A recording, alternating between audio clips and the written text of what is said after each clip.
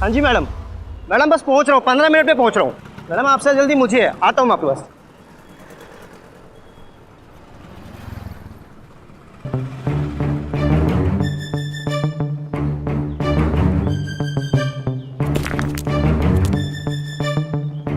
शुभ मंगल 120 call करता हूँ।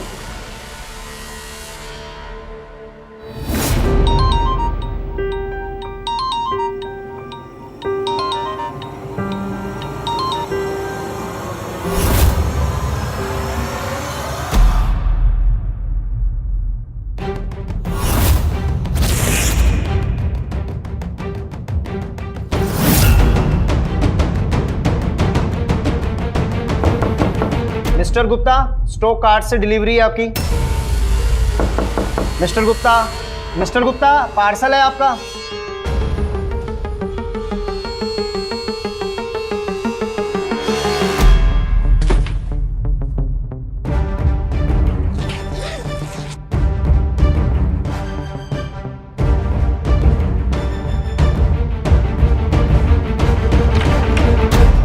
क्या कर रहे हैं आप अपनी डिलीवरी लीजिए, छोड़िए मुझे। सर जब परसों उसने फोन नहीं उठाया तो मुझे लगा कि हो सकता है सारा सामान डिलीवर करके ही आएगा। वैसे सर अक्सर डिलीवरी बॉय ऐसा ही करते हैं। फिर सर इसका सर कल से फिर फोन जो है लगना बंद हो गया और वो घर में नहीं आया। तो वैसे सर रंजू जो है किसी और कंपनी में भी काम करता था, मुझे सर नाम तो नहीं याद है। वैसे में सर अगर इन लोगों की नीयत बदल जाए तो हम क्या कर सकते हैं? अंदर आइए।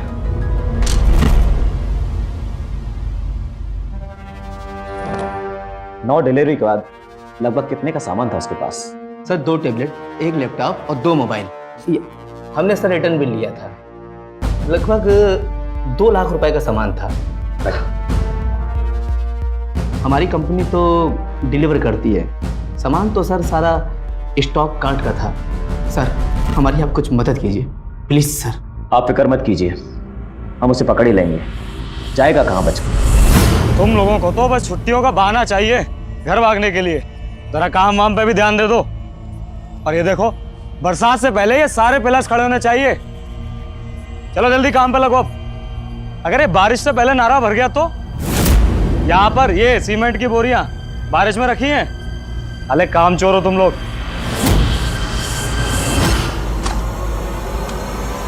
साहब, सब कौन है ये?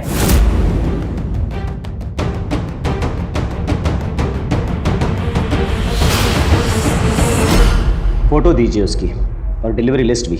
सारे थाने भिजवा देता हूँ। एक अकेला लड़का कब तक बच पाएगा? ये यहाँ कैसे आया? कोई पुलिस को बुलाओ।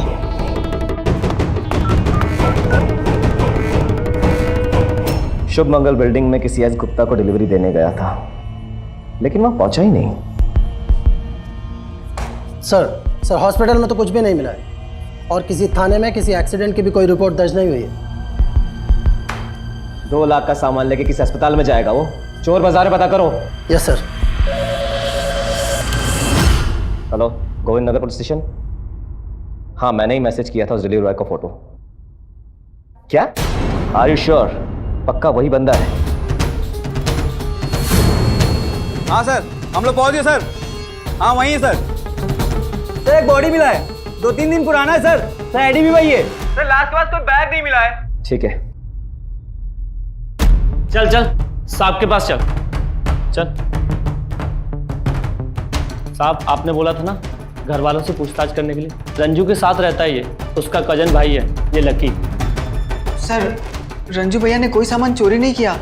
वो चोर नहीं है, वो कहीं अटक गए होंगे। मैंने उनके मैनेजर साहब से भी बात की, सर वो आ जाएंगे। तुम्हें कैसे पता चला? बैठो।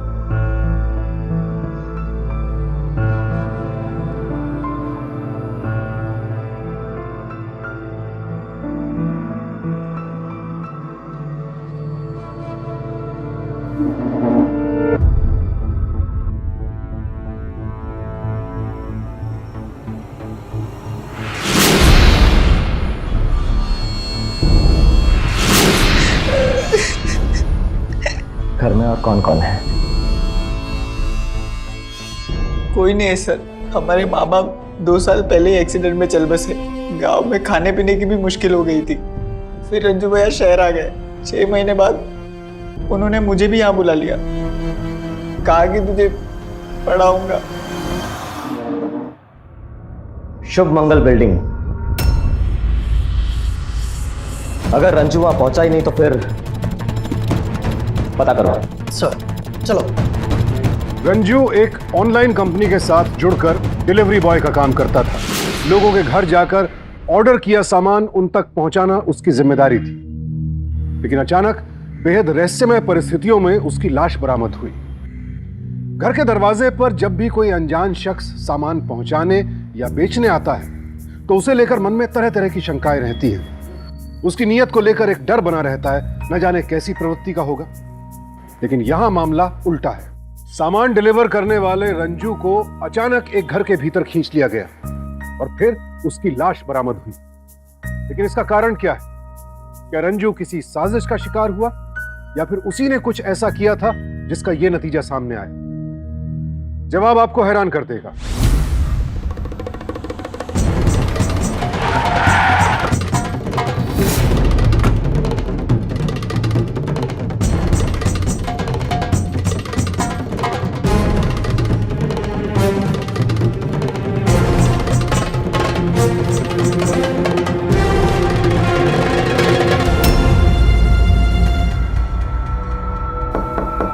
मिस्टर गुप्ता,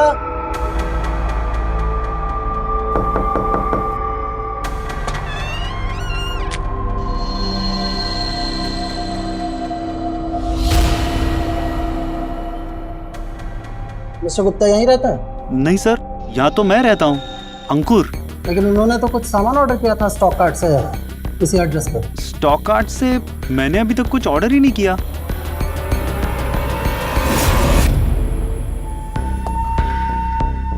अंदर कौन है? वो मेरी कजिन है सर, मिलने आई थी सर।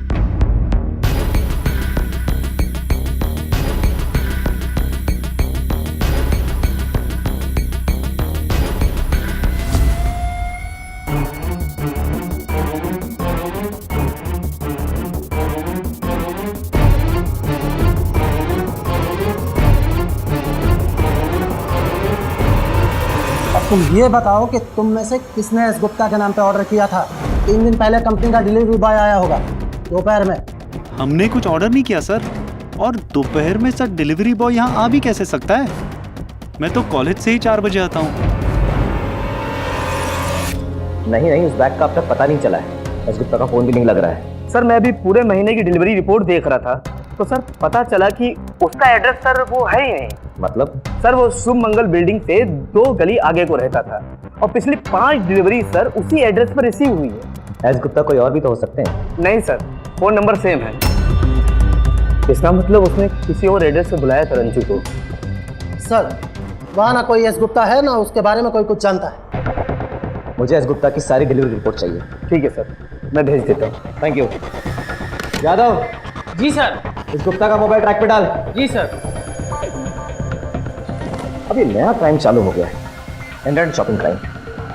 पिछले हफ्ते कुछ लोगों ने एक डिलीवरी बॉय को मार दिया था एक मोबाइल के पेमेंट के चक्कर में, और अब ये।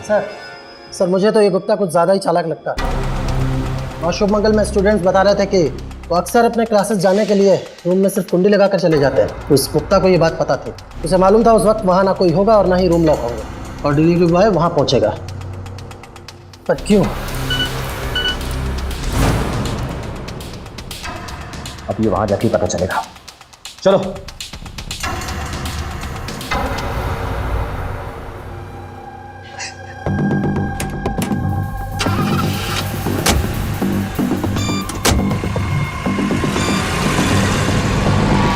दरवाजा खोलो। हाँ फिर से। अरे दरवाजा खोलिए।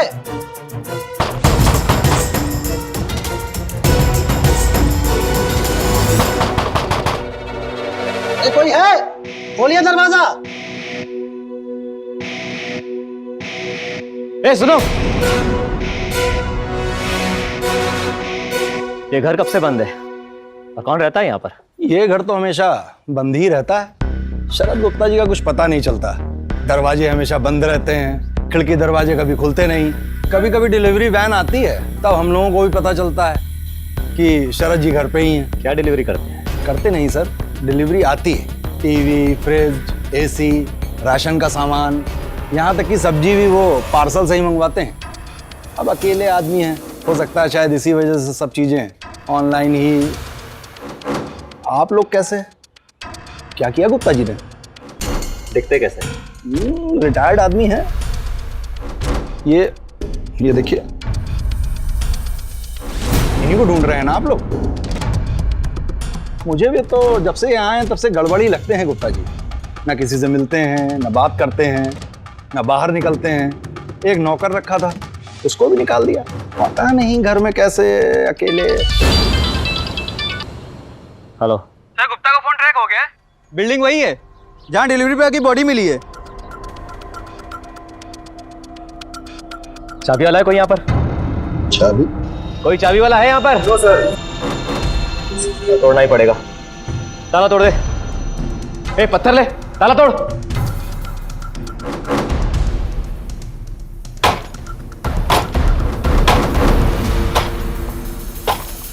ये आप लोग क्या कर रहे हैं? हमारे घर का ताला क्यों तोड़ रहे हैं? आप लोग मेरे पापा के घर पे क्या कर रहे हैं? और मेरे पापा कहाँ हैं? पापा? शरद गुप्ता जी आपके पापा हैं? जी। आखिरी बार कब बात हुई थी उनसे? 3 दिन पहले पापा का कॉल आ रहा था, लेकिन मैं बिजी हो गई तो फोन नहीं उठा पाई। और तब से मैं उन्हें लगातार फोन ट्राई कर रही हूँ, लेकिन पापा आंसर ही नहीं कर रहे हैं। देखो रोशन, मैंने कहा था ना कि जरूर पापा के साथ कुछ ना कुछ गड़बड़ हुई है। गड़बड़ हुई नहीं, गड़बड़ की है आपके पापा ने। पहले उन्होंने उस डिलीवरी बॉय को लूटा और उसके बाद उसका मर्डर कर दिया।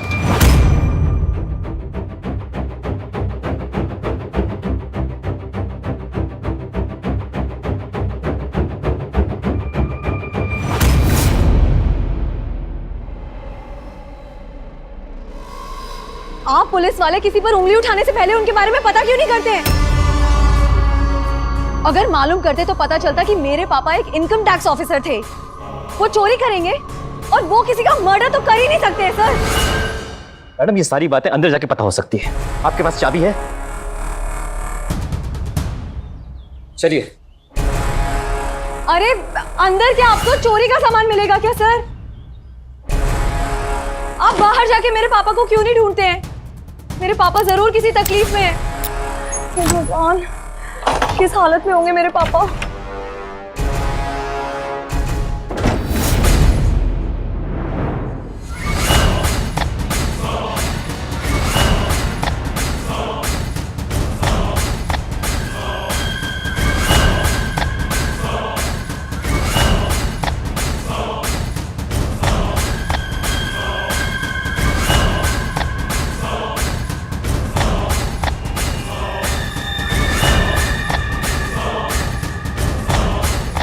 इसलिए अंदर नहीं आने दे रहे। आपको सब पता था, ये सब चोरी का सामान है। सर क्या चोरी का सामान? ये सब सामान मेरे पापा ने हमारे लिए खरीदा है। लेकिन शिफाली, 3 फ्रिज, 3 टीवी, 3 एसी, इतना सब? तुम ज्यादा सवाल मत पूछो। ये सारा सामान पापा ने हमारे लिए खरीदा है, हमारे नए घर के लिए। उन्होंने कहा था कि घर तुम खरीद लो, सामान मैं खरीदूंगा, घर मैं सजाऊंगा तुम्हारा। और शिफाली, इसी वजह से उन्होंने कहा था कि रोशन को मत बताना, क्योंकि वो मना कर देगा। पापा ने बोला था कि जब गृह प्रवेश होगा तो सारा सामान लेकर तुम्हारे घर पहुंच जाऊंगा, तो रोशन कुछ कह नहीं पाएगा। सर आजकल उनका यही तो काम था। इंटरनेट से वो हमारे लिए सामान देख देख के बस ऑर्डर करते रहते थे। सर प्लीज मेरी बात का विश्वास कीजिए। आप चाहे तो मैं बैंक मैनेजर से आपकी बात करा देती हूँ, जहाँ से उन्होंने हमारे ये सारे सामान के लिए लोन लिया था। मेरा विश्वास कीजिए सर, मेरे पापा बहुत बीमार है, उनको धूल मिट्टी बिल्कुल बर्दाश्त नहीं होती है, उन्हें सांस की बहुत तकलीफ है। सर मेरी बात का प्लीज यकीन मानिए, मेरे पापा चोरी, खून ये सब कैसे कर सकते हैं? ये 216 नंबर कहाँ पड़ेगा? पार्सल है। सर आप एक सेकंड मेरे साथ आइए, जल्दी से आइए सर, प्लीज जल्दी आइए। अरे भैया भैया रुको रुको रुको रुको, एक सेकंड सर, आइए।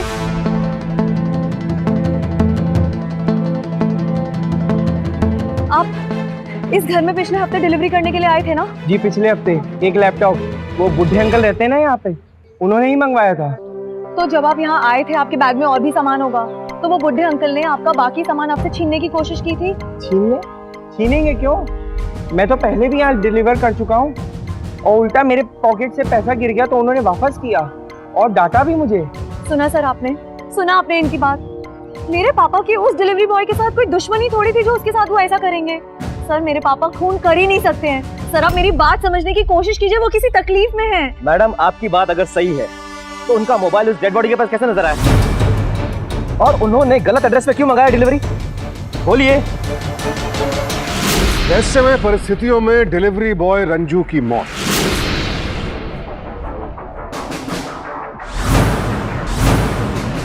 और फिर ऑनलाइन शॉपिंग के जरिए लगातार सामान मंगवाने वाले शेफाली के पिता शरद गुप्ता का गायब हो जाना। जाहिर सी बात है कि यह गुमशुदगी इस केस को उलझा रही है। ना तो शेफाली के पास इस बात का कोई जवाब है, ना पुलिस के पास कि शरद गुप्ता आखिर है कहां। और उनकी गुमशुदगी शक की सुई उनकी तरफ मोड़ रही है। तो क्या वाकई रंजू की मौत और शरद गुप्ता की गुमशुदगी का आपस में कोई कनेक्शन है, या फिर कोई और ही इस साजिश को अंजाम दे रहा है?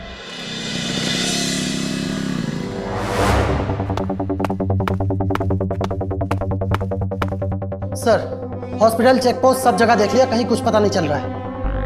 ऐसा लगता है जैसे ये गुप्ता कहीं हवा में गायब हो गया है। साहब, गुप्ता के मोहल्ले से आपसे कोई मिलने आया है। कौन?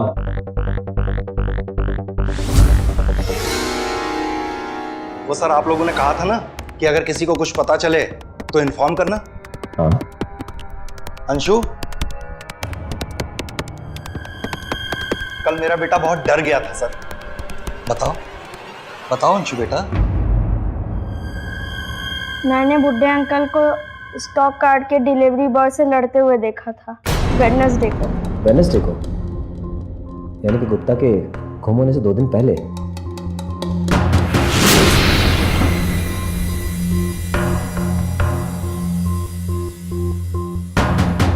ए लड़के, मेरा सामान दे। मेरा सामान दे। मेरा सामान दे। मेरा सामान दे।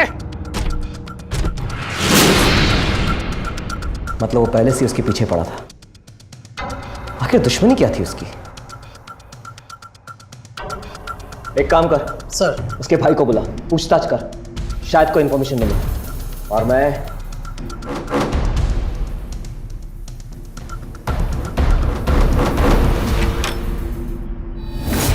आपके फादर के बारे में कुछ बात करना है।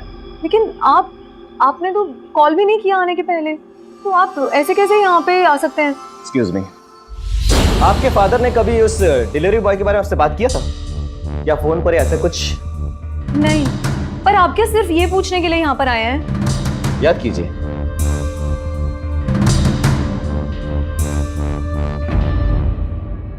उसे इतना इंपॉर्टेंट नहीं समझते हैं, लेकिन ये बात बहुत इंपॉर्टेंट है। याद कीजिए।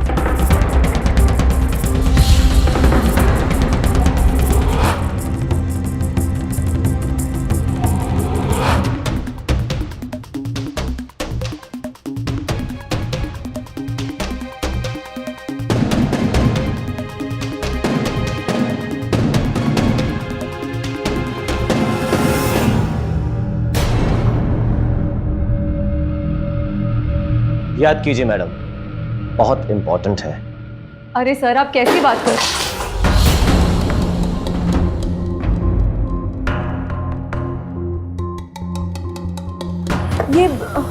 ये सब इंस्पेक्टर साहब, ये सब पापा की अलमारी में से मिले हैं। देखो, तुम पुलिस से कुछ मत छुपाओ।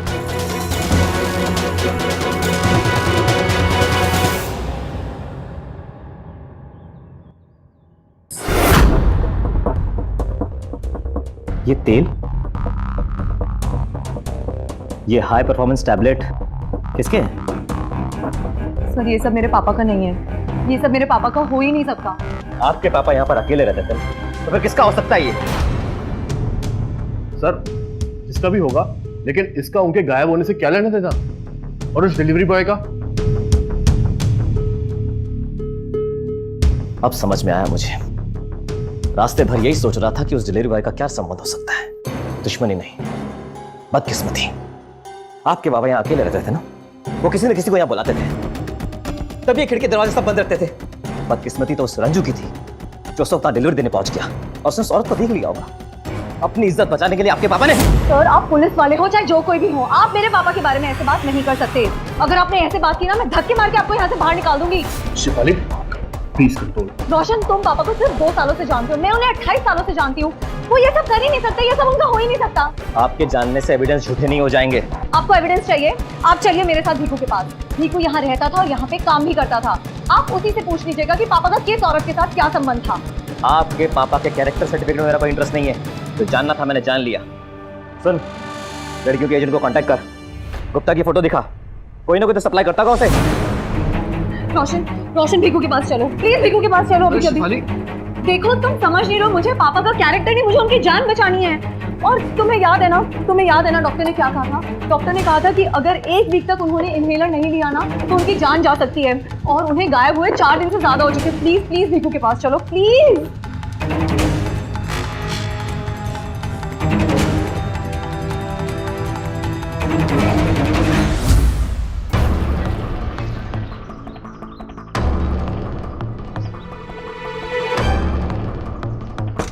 भीकू, भीकू। दीदी आप यहाँ? भीकू सुनो, मुझे तुमसे बहुत जरूरी काम है। ये डब्बा देखो, ये सब लाते हुए साहब को कभी देखा था तुमने? भीकू कोई लड़की घर पे आती थी क्या? भीकू सोचो प्लीज, सोचो। साहब बहुत बड़ी मुसीबत में है। मुझे क्या पता, मुझे तो निकाल दिया था। उसके बाद कौन आता था कौन जाता था मुझे नहीं मालूम है। शायद इसी की वजह से निकाल दिया था। जाइए यहाँ से, जाइए। 1 मिनट, ये कहाँ से आया तुम्हारे पास? बाजार से लिया था मैंने।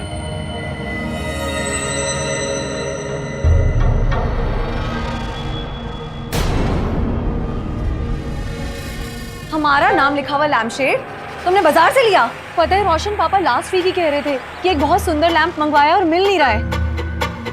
मतलब कि तू हमारे घर से चोरी किया करता था, बता। और दीदी मुझे माफ कर दीजिए, मुझे माफ कर दीजिए दीदी। एक चाबी मैं अपने पास रख लेता था। साहब जब फिजियोथेरेपी के लिए जाते थे ना, तब मैं उससे। मतलब फिर तो ये सामान भी तेरा ही होगा ना? तुम्हारा ही है ना ये सामान? हाँ, शांता से मिलने जाता था, इसी वजह से साहब ने निकाल दिया। तब मैंने सोच लिया था कि शांता को लेकर उसी घर में जाऊंगा। चलो हमारे साथ। साहब मैं कहता हूँ चल।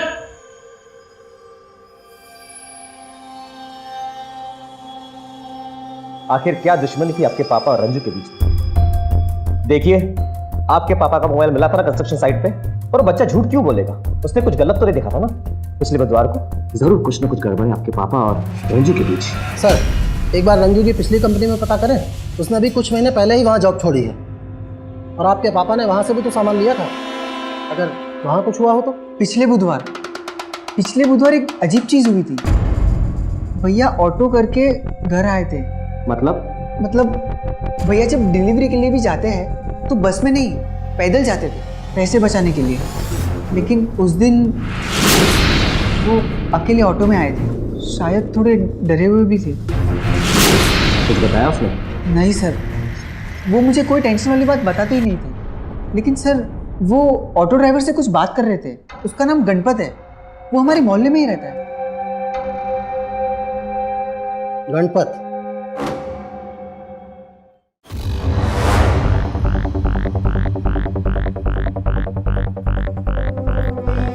सुनो, ये गणपत कौन है? सर वो सामने अंगूठा डाले बैठा हुआ है, मोबाइल चला रहा है सर वो। ये रेड कलर का अंगूठा डाले, अंगूठा। गणपत तुम ही हो? हाँ साहब। क्या हुआ साहब, मुझसे क्या काम था? ये बताओ, रंजू को जानते हो? यही पास में रहता था। जानता हूँ, वो डिलीवरी वाला रंजू ना? हाँ साहब। क्या हुआ उसके साथ? गुप्ता जी ने कुछ किया क्या? गुप्ता? कौन गुप्ता? एक गुप्ता जी हैं हमारे मोहल्ले में, जिनके यहाँ सामान डिलीवरी करने जाता था रंजू। वो परेशान करते थे। ये तुमको रंजू ने बताया? जी साहब। कैसे परेशान करता था?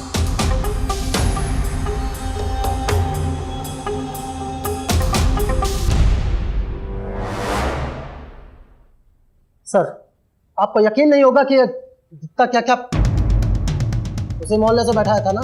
हाँ साहब, उस दिन मैं उसी मोहल्ले से गुजर रहा था तो मैंने रंजू को भागते हुए देखा, तो मैंने अपना रिक्शा रोक दिया। रंजू बहुत घबराया हुआ था। वो मेरी गाड़ी में बैठा और बोला, अरे गणपत भाई जल्दी मंगाओ। जब मैं पहली बार उसके घर डिलीवरी देने गया तभी से आज तो मैं उसके घर भी नहीं गया, उसने रास्ते में ही पकड़ लिया। गणपत भाई मंगाओ। सर मैंने उसे अपने रिक्शे में बैठाया और घर छोड़ा। उसे समझाया कि ऐसे लोगों से बच के रहा करो, न जाने कितने शहर में होंगे ऐसे। वो बहुत सीधा साधा है। वो देख लिया मैडम, वो दवाई किसी और की नहीं, आपके पापा की। रंजू कोई विटनेस नहीं, खुद विक्टिम। आपके ही पापा ने अकेले लेके जाके पोस्टमार्टम रिपोर्ट आ गई है। Yes sir. अस्पताल में जाके बता दो। और सर मुझे तो पिछले 2 सालों में एक बार भी ऐसा नहीं लगा। लोग अकेले में न जाने क्या क्या कर बैठते हैं। सिर्फ इसीलिए मार डाला मेरे भाई को क्योंकि वो आपके पापा को। सर उसे ढूंढिए, पकड़िए, उसे सजा दीजिए, पता नहीं कितनों के साथ। भाई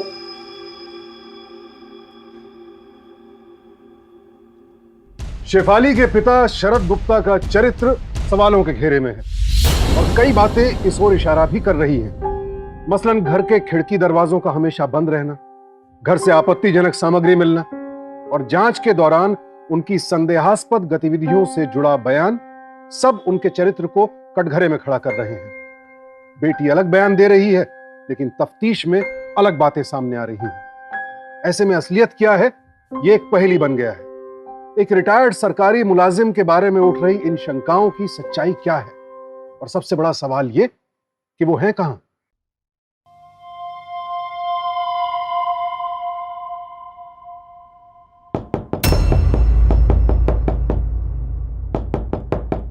अरे रुको, कौन है? इसलिए तेरा बाप चॉकलेट देता था हमारे बच्चों को कि यहाँ बुला के टॉर्चर कर सके। अरे ये कहाँ जा रहे हैं आप लोग? क्या कर रहे हैं? कहाँ है? बता कहाँ है वो? क्या कर रहे हैं आप लोग? नाटक मत कर, सबको सब पता चल गया है।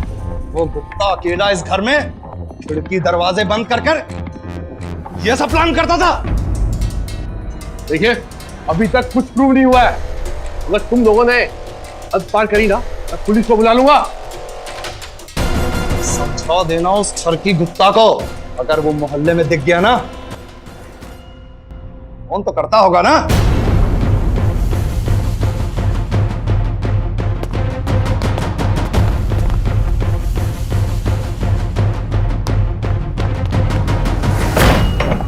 मुझे लग रहा है खबर आपकी तरफ फैल गई है, न जाने कितने लोग हो रहेंगे। एक काम करो, तुम टैक्सी बुक करो फटाफट, चलते हैं फिर। ओके?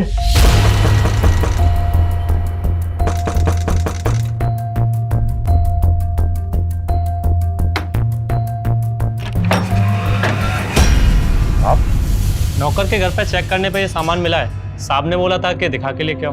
आइए।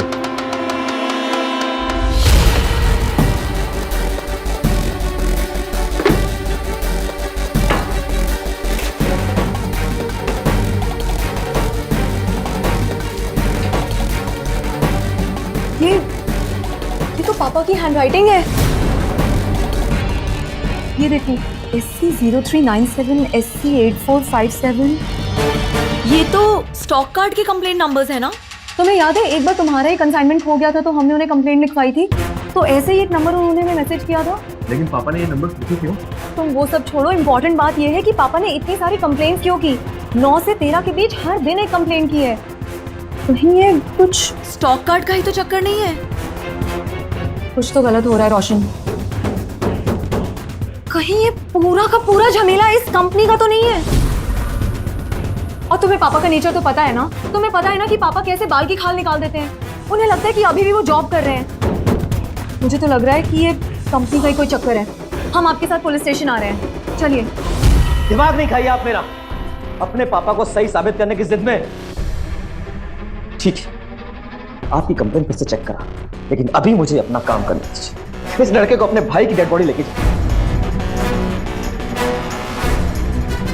सर,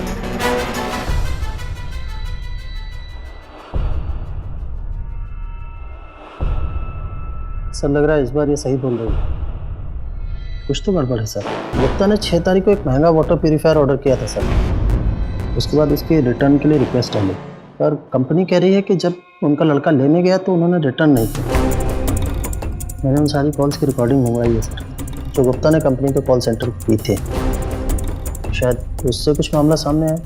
एक काम कर, मैनेजर को ही बोलो। सर अब सुनिए तो, एक नहीं 5-5 कंप्लेंट डाल के बैठा हूँ। सबका नंबर लिखा है मेरे पास, हाथ में पेपर है। ठीक है सर, आप एक बार प्रॉब्लम बता दीजिए। कितनी बार, कितनों को? अच्छा सुनिए, 9 तारीख को मैंने वाटर प्यूरीफायर ऑर्डर किया था आपके साइट पे, पर वो डिफेक्टिव आया तो रिटर्न करने का रिक्वेस्ट डाला, लेके भी गया 11 तारीख को, पर मेरे अकाउंट में पैसा रिटर्न नहीं आया अभी तक। 40,000 का प्यूरीफायर था, हाई क्वालिटी का सोच के लिया था, वहाँ कुछ नहीं मिलेगा, इसलिए तो फोन किया। Okay sir, let me check in the system 1। किसी ने पापा जी का वाटर फिल्टर उठा लिया, पर पापा जी रंजू के पीछे क्यों? वो इसलिए क्योंकि पापा समझ गए थे कि वहाँ पे उन्हें कोई नहीं मिलेगा, और जो कंप्लेन उन्होंने की है वो किसी को पता ही नहीं चलेगी, इसीलिए वो रंजू के पीछे। शायद इसीलिए रंजू उनसे भाग रहा था और वो रंजू के पीछे पड़े। हम बिल्कुल गलत जा रहे थे। ये सिंपल चोरी का केस है, बस ऑनलाइन चोरी। आपके पास रंजू की कोई कंप्लेन नहीं आई? आपने चेक नहीं किया? We are delivery partner sir, और ऐसी बातें तो कॉल सेंटर में सर हमारे पास क्वेरी में आती है। डिलीवरी क्या हो रही है, क्या रिटर्न आ रहा है, बस। कमाल है, इतनी बड़ी कंपनी और एक पैसे का कोऑर्डिनेशन है। लाखों का डील करते हैं। रंजू ने भी यही सोचा होगा कि आसान है उल्लू बनाना, बस अपनी जगह पर किसी और को भेज दो। आई कार्ड वगैरह कौन पूछता है? लाखों की चोरी भी हो जाती थी और किसी को पता भी नहीं चलता था। नहीं सर, अगर हमारा बंदा चोर है तो डेड बॉडी और मिस्टर गुप्ता कहाँ गायब है? अब ये बात तो वो तीसरा बंदा ही बता सकता है, और वो बंदा आपका एम्प्लॉय भी हो सकता है। एक काम करो, एक टीम इनके कुरियर ऑफिस भेजो और एक टीम रंजू के घर के आसपास। सर सर वो बाहर लकी। क्या हुआ? क्या हुआ तुम्हें? सर मुझे प्लीज बचा लो, वो बुढ़ा मुझे मार देगा। कौन सा बुढ़ा? इनके पापा। सर हम शहर का चप्पा चप्पा छान रहे थे और वो हमारी नाक के नीचे। दो गली छोड़ के मैदान में वही ना? कुमार ऐसा चलो। है क्या आपके पापा? रेपिस्ट, मर्डरर, कुछ अंदाजा है आपको?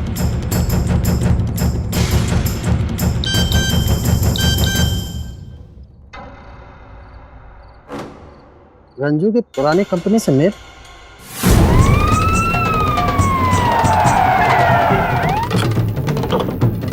गुप्ता यहाँ रुका तो नहीं होगा, पर कोई ना कोई निशानी जरूर मिलेगी। ढूंढो उस तरफ, वहां पे ढूंढो, उस तरफ देख।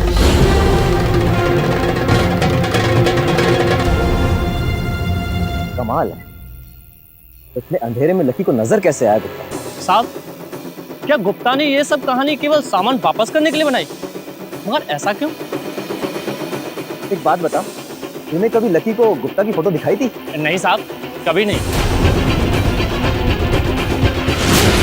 मैं अपने भाई के कातिल की शक्ल कैसे भूल सकता हूँ? मैंने भी कोई फोटो नहीं दिखाई। हाँ, केस के बारे में जरूर बताया, लेकिन लकी को उससे पता चला कि वही शरत है। हेलो सर, आप जल्दी से पुलिस स्टेशन आ जाइए। क्या हुआ? सर बस आप आ जाइए। चलो वापस। मैंने आपसे पूछा था ना रंजू की पुरानी कंपनी में पता करने के लिए, उसके लिए मैंने एक मेल डाली थी। ये देखिए उसके रिप्लाई आया। सर वैसे तो सब कुछ नॉर्मल है। रंजू ने 3 महीने पहले ही जॉब छोड़ी, पर उसके डिलीवरी एरिया से कुछ रिटर्न की रिक्वेस्ट है, और जिन लोगों ने भी रिटर्न के लिए रिक्वेस्ट किया था उन सब के यहाँ रंजू से पहले कोई आदमी पहुंचकर सामान उठा लेता है, और सारे ही केसेस में वो सामान उठाने वाला हेलमेट पहन के जाता है। सर वो लोग जब इंक्वायरी कर रहे थे तभी रंजू ने जॉब छोड़ी, और उन लोगों ने आगे कुछ किया भी नहीं होगा। Obvious, same crime same pattern, शुरुआत से ही वही स्टोरी चलती रही। कभी कोई कहानी सुना के, तो कभी अपने आप को चोट लगाकर। लकी का? सर मैंने तो सिर्फ मदद की। असली प्लान तो रंजू भैया का ही था। वो कहते थे कि लाखों का माल लेके जाते और महीने का बस 5-10 हज़ार कमाते। थोड़ा हाथ मारेंगे तो दोनों अमीर हो जाएंगे। और तूने हाथ मार दिया नहीं? दूध का दुल्हा बना तू? हाँ? आगे क्या किया? कर लिया था बुड्ढे ने भैया को। मिस्टर गुप्ता, स्टॉक कार्ड से डिलीवरी है आपकी। क्या कर रहे हैं आप? ये क्या कर रहे हैं? आप अपनी डिलीवरी लीजिए। साहब, तुझे क्या लगा चोरी करके तो भाग जाएगा? साहब आपका सामान मैंने नहीं चुराया साहब, वो किसी और ने। आप क्यों मेरे पीछे पड़े साहब? अच्छा, किसी को कैसा पता चलेगा कि मैंने ऑर्डर किया था रिटर्न के लिए? बोल बोल बोल। साहब वो मैनेजर सर वेयर हाउस का मैनेजर सर, उसी ने कराया भाई सर। अच्छा, चल चल मैनेजर के पास चल, बता मुझे। अरे ये कौन से रास्ते पे लेके जा रहे हो यार? सर शॉर्टकट है ये, आइए मैं आपको दिखाता हूँ। आइए। ये शॉर्टकट? हाँ जी बिल्कुल यहीं से, वो सामने सर। हाँ चलो चलो, आज तुम्हारे मैनेजर से मिल ही लेते हैं। हाँ जी सर, आपको मिलाता हूँ मैं। आइए। हाँ, आपने बोला था ना कि आपको मैनेजर से मिलना है, मैं आपको मिलाऊँ। आप चलिए मेरे से। देखता हूँ आज तुम्हारे मैनेजर को भी। हाँ जी बिल्कुल, आपने कहा था ना। क्या अपने? हाँ जी। एक वाटर फिल्टर के लिए मेरे भाई की जान चली गई। और मेरे पापा कहाँ हैं? मैं मुड़ा, देखा वो भाग रहा था। मुझे लगा कि अगर वो वहां से चला गया तो प्रॉब्लम हो जाएगी, क्योंकि इसे हम दोनों के बारे में सब कुछ पता चल गया था।